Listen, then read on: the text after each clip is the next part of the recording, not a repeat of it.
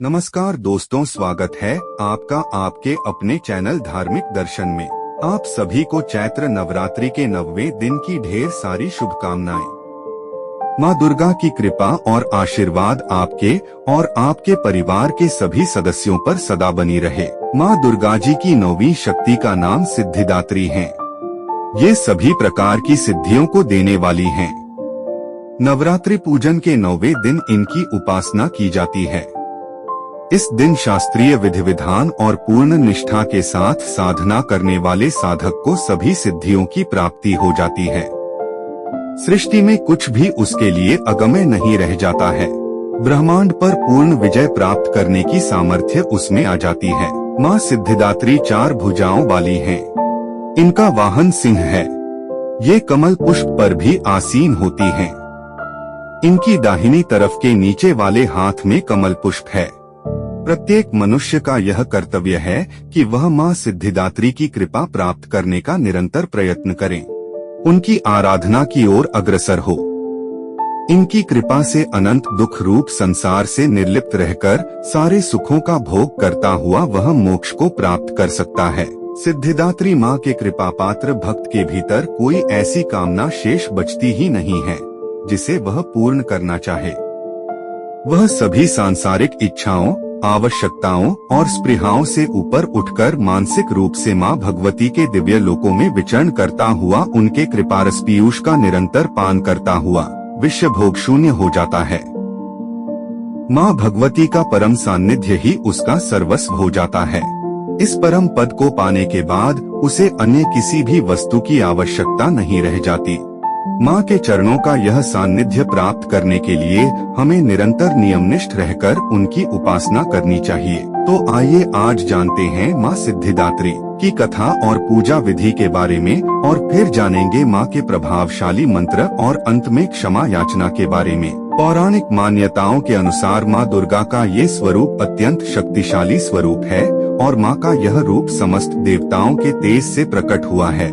असुर महिषासुर के अत्याचार से परेशान होकर सभी देवगण भगवान शिव और विष्णु भगवान के समक्ष सहायता हेतु गए।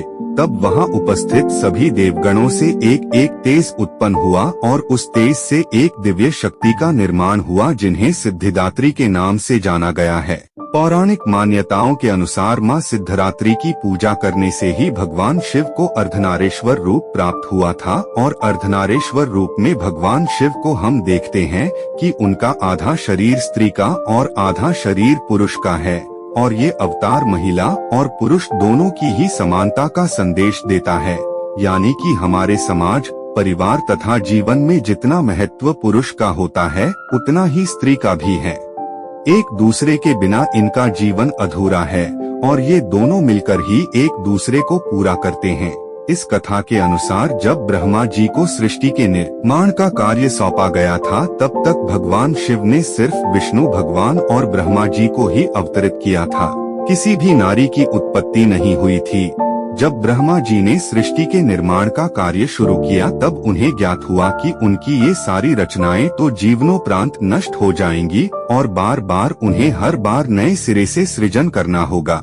जब गहन विचार के बाद भी वे किसी निर्णय पर नहीं पहुंच पाए, तब अपनी समस्या के समाधान के लिए ब्रह्मा जी को भगवान शिव की शरण में जाना पड़ा।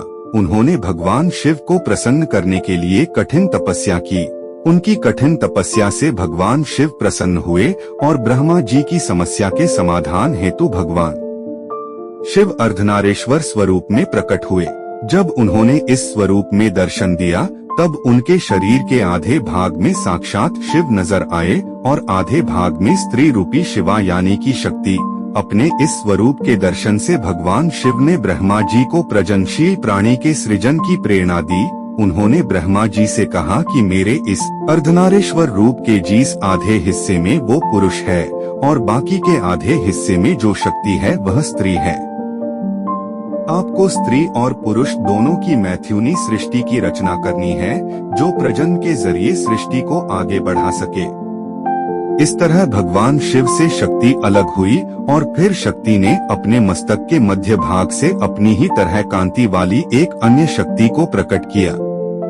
इसी शक्ति ने फिर दक्ष के घर उनकी पुत्री के रूप में जन्म लिया, जिसके बाद से इस सृष्टि की शुरुआत हुई। तो प्रेम से बोलिए माँ सिद्धिदात्री की जय, माँ दुर्गा की जय। अब जानते हैं माँ सिद्धिदात्री की पूजा विधि। नवरात्रि की 9वें तिथि के दिन स्नान आदि से निवृत्त होकर माँ की प्रतिमा या चित्र एक चौकी पर स्थापित करें। सबसे पहले गंगा जल छिड़ककर मूर्ति को शुद्ध कर लें। ध्यान रहे आपको नीले या जामुनी वस्त्र धारण करके ही पूजा अर्चना करनी चाहिए, क्योंकि ये माँ को अति प्रिय है। इसके बाद कलश या चित्र की पूजा करने के बाद हाथ में पुष्प लेकर माँ दुर्गा और माँ सिद्धिदात्री की ध्यान कर पुष्प माँ के चरणों में अर्पित करें। माँ के समक्ष घी का दीपक जलाएं। इसके बाद माता को रोली, अक्षत, कुमकुम, पुष्प, फल, मिठाई अर्पित करें। माँ सिद्धिदात्री को प्रसन्न करने के लिए तिल का भोग लगाएं। आप माँ को लाल गुड़हल या कमल का पुष्प अर्पित करें। हो सके तो माँ को 9 प्रकार के पुष्प और 9 प्रकार के फल चढ़ाएं। नवमी के दिन माँ सिद्धिदात्री को उनके प्रिय हलवा, पूरी और चने का भोग भी लगाया जाता है। इसके साथ ही आप माँ सिद्धिदात्री की कथा, दुर्गा चालीसा, दुर्गा स्तुति या दुर्गा सप्तशती आदि का पाठ करें। फिर कपूर और दीपक से माता की आरती उतारें। इसके बाद माता के जयकारे लगाएं और शाम के समय में भी माता की आरती करें और उनकी कथा सुने और उनका ध्यान करें।